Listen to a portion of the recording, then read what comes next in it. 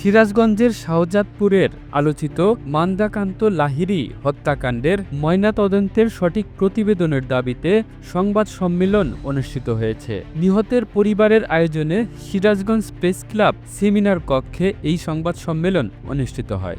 গত 16 জানুয়ারি 2024 আমাদের বাড়ির সামনে আমাদের এলাকার কিছু বখাটে আড্ডা দেয় আমাদের বাড়ির উপর। আমার কাকা মান্দাকান্ত লাহিড়ী উনি তাদের নিষেধ করে যে বাড়ির উপরে এরকম আড্ডা, হয়তো তাদের বড় বড় চুল ছিল, বলছে যে এরকম চুল, এত বড় চুল রাখো কেন।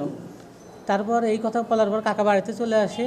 তারপর ওই ছেলে, তার বাবা মশিউর রহমান, তাকে যা জানায় এবং মশিউর রহমান 1:15 সময় আমার কাকাকে ফোন দেয়। এতে লিখিত বক্তব্য পাঠ করেন নিহত মান্দাকান্ত লাহিড়ীর ভাতিজা তুষার লাহিড়ী। লিখিত বক্তব্য পাঠকালে তুষার লাহিড়ী বলেন, গত বছর 16 জানুয়ারিতে সিরাজগঞ্জের শাহজাদপুর উপজেলার গুদিবাড়ি গ্রামে তুচ্ছ ঘটনাকে কেন্দ্র করে আমার চাচা মান্দা লাহিড়ীকে নিজ বাড়িতে প্রবেশ করে প্রতিবেশী মশিউর রহমান, আবির রহমান ও নিবির রহমান অতর্কিতভাবে দেশীয় অস্ত্র দিয়ে হামলা চালায়। এতে আমার চাচা মান্দাকান্ত লাহিড়ী মারাত্মকভাবে আহত হলে আমরা ঘটনাস্থল থেকে তাকে উদ্ধার করে চিকিৎসার জন্য হসপিটালে ভর্তি করি।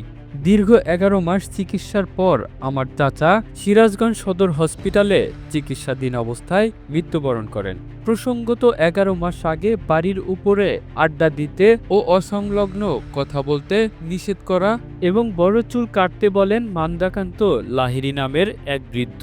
এরপর তুচ্ছ ঘটনাকে কেন্দ্র করে ওই বৃদ্ধকে পিটিয়ে গুরুতর জখম করার অভিযোগ ওঠে মশিউর রহমান ও তার ছোট ছেলের বিরুদ্ধে। তারপর থেকে দীর্ঘ 11 মাস হলো অজ্ঞান অবস্থাতেই ছিলেন বৃদ্ধ মান্দাকান্ত।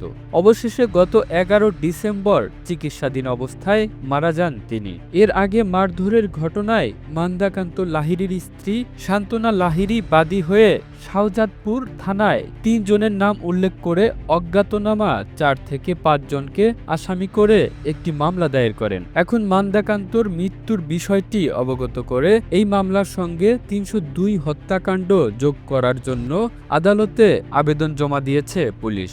এ বিষয়ে সিরাজগঞ্জের Shaheed M Monsur Ali medical college হাসপাতালের ফরেনসিক মেডিসিন বিভাগের বিভাগীয় প্রধান ডাক্তার মোহাম্মদ আবদুল্লাহ হিল কাফি বলেন, ময়নাতদন্তের রিপোর্ট পরিবর্তনের কোনো সুযোগ নেই।